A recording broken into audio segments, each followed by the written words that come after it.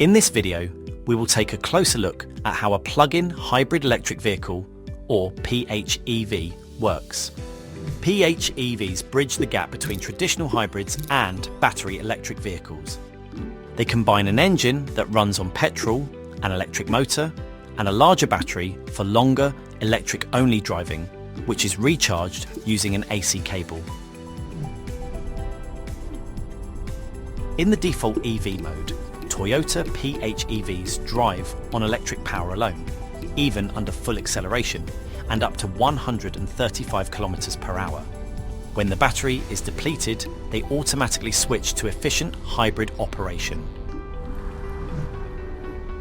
PHEVs offer the best of both worlds, EV driving and a powerful, efficient hybrid.